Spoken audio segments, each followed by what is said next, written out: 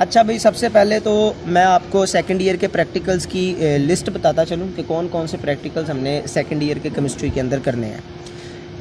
पहले नंबर पर हम करेंगे प्रेपरेशंस, कंपाउंड्स को किस तरह से प्रिपेयर किया जाता है। कुछ कंपाउंड्स की प्रिपरेशन हमारे सिलेबस के अंदर गिवन है, प्रैक्टिकल के सिलेबस के अंदर 4 प्रिपरेशंस हैं, वो हम पढ़ेंगे। पहले नंबर पर है आइडोफॉर्म, इसको सीखेंगे कैसे बनाते हैं।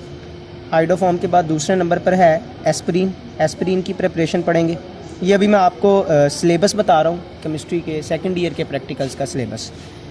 पहला एक्सपेरिमेंट प्रेपरेशंस आइडोफॉर्म की, एस्पिरिन की, उसके बाद हम पढ़ेंगे ग्लूकोसाजोन की, और लास्ट चौथी प्रिपरेशन हम पढ़ेंगे कॉपर अमाइन कॉम्प्लेक्स की।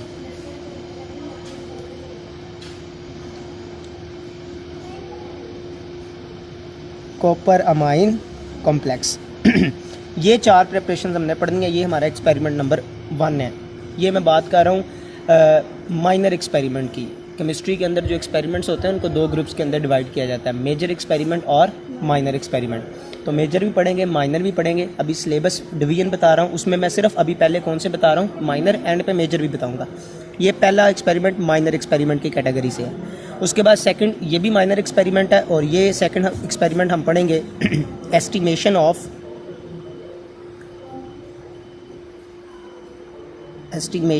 Of barium ions ग्रेविमेट्रिकली।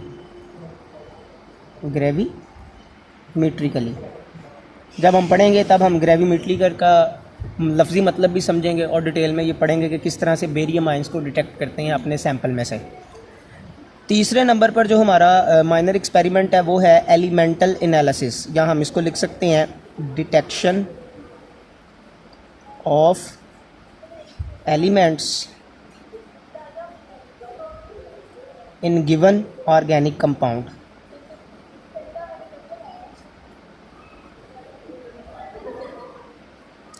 मतलब जो हमें ऑर्गेनिक कंपाउंड प्रोवाइड किया जाएगा, ऑर्गेनिक कंपाउंड के अंदर हम लोग जानते हैं नाइट्रोजन, सल्फ़र, हैलोजन जैसे कंपोनेंट भी प्रेजेंट होते हैं। तो किस ऑर्गेनिक कंपाउंड में नाइट्रोजन है, अगर हम ये मालूम करना चाहते हैं तो कैसे करेंगे। हैलोजन अगर है तो कैसे करेंगे। सल्फ़र अगर प्रेजेंट है किसी ऑर्गेनिक कंपाउंड में तो उसको कैसे हम प्रिडिक्ट या डिटेक्ट कर सकते हैं, इस एक्सपेरिमेंट में हम सीखेंगे। इसको एलिमेंटल एनालिसिस या डिटेक्शन ऑफ एलिमेंट बोला जाता है। ये भी माइनर एक्सपेरिमेंट की कैटेगरी से बिलोंग करता है। उसके बाद चौथे नंबर पर हम जो माइनर एक्सपेरिमेंट का एक्सपेरिमेंट परफॉर्म करेंगे वो होगा detection of functional group. Detection या आइडेंटिफिकेशन भी लिखा जा सकता है of functional group in the given sample या गिवन ऑर्गेनिक कंपाउंड। अब ये जो फंक्शनल ग्रुप हमने डिटेक्ट करने हैं वो 3 तरह के फंक्शनल ग्रुप की डिटेक्शन हमने पढ़नी है। 3 तरह के। एक हम डिटेक्शन करना सीखेंगे कार्बोक्सिल ग्रुप की, एक हम डिटेक्शन करना सीखेंगे फिनोलिक ग्रुप की, और एक हम डिटेक्शन करना सीखेंगे एल्डिहाइड ग्रुप की, एल्डिहाइडिक ग्रुप। ये 3 तरह के फंक्शनल ग्रुप्स की डिटेक्शन हम सीखेंगे।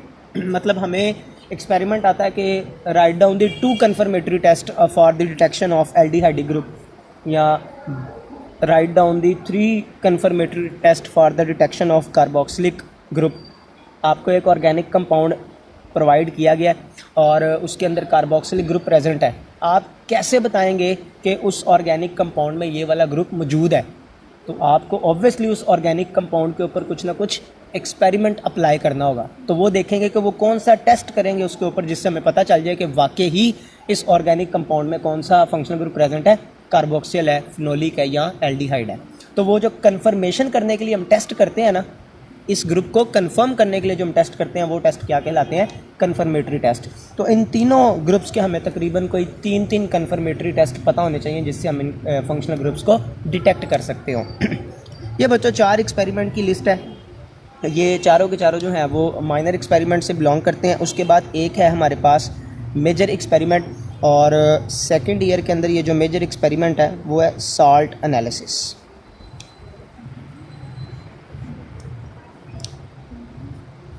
आप लोग जानते हैं कि साल्ट 2 चीज़ों का कम्बिनेशन होता है। कौन कौन सी? Salt is the combination of two species, cation और एनाइन, इन दो चीज़ों का कम्बिनेशन है। बेसिकली एक साल्ट को बनाने के लिए जो केटाइनिक पोर्शन होता है, जो पॉजिटिवली चार्ज स्पीशी होती है साल्ट की, वो आती है बेस की तरफ से। कहाँ से आती है? चूँकि केटाइनिक पार्ट जो है वो कहाँ से हासिल होता है, हमें बेस से हासिल होता है। इस वजह से इस केटाइनिक पार्ट को हम कहते हैं बेसिक रेडिकल। क्या कहते हैं? Basic radical. और किसी साल्ट का जो एनाइन होता है, जो नेगेटिव स्पीशी होती है, वो हमें हासिल होती है साल्ट बनते दौरान कहाँ से? किसी ना किसी एसिड से। चूँकि ये एनाइनिक पार्ट किसी एसिड की तरफ से आया होता है, इस वजह से हम इस एनाइनिक पोर्शन को क्या बोलते हैं? एसिडिक रेडिकल कहते हैं।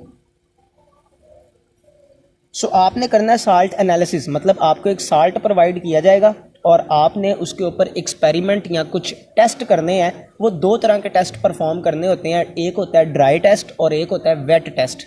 ये दो तरह के टेस्ट करते हैं और इन दो तरह के टेस्ट से आप उस साल्ट को एनालाइज करते हैं कि उसमें जो बेसिक रेडिकल है वो कौन से वाला है और उसका एसिडिक रेडिकल कौन से वाला है। मतलब साल्ट एनालिसिस मतलब अननोन कंपाउंड को क्या करना? आइडेंटिफाई करना। तो अननोन कंपाउंड साल्ट है और साल्ट दो चीज़ों का कम्बिनेशन है, तो उनको आइडेंटिफाई करने के लिए हमें उन दोनों चीज़ों को आइडेंटिफाई करना पड़ेगा। साल्ट को आइडेंटिफाई करने के लिए तो हमें पता होना चाहिए बेसिक रेडिकल कौन सा है, हमें पता होना चाहिए एसिडिक रेडिकल कौन सा है।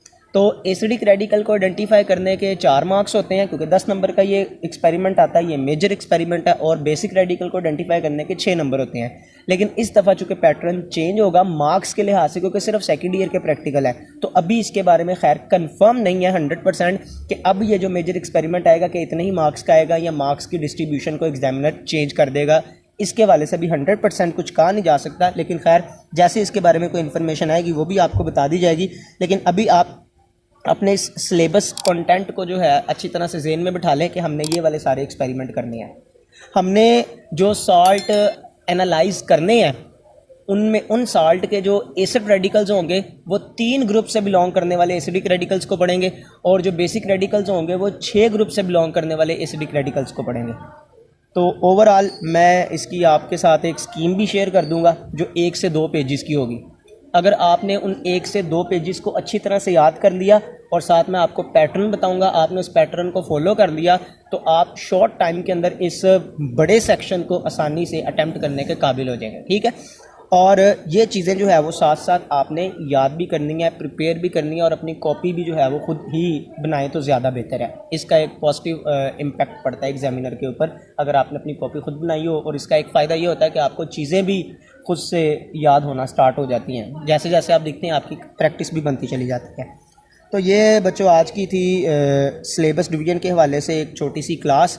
कल इंशाल्लाह हम स्टार्ट करेंगे अपना पहला एक्सपेरिमेंट प्रिपरेशन का और आइडो फॉर्म की प्रिपरेशन से स्टार्ट करेंगे।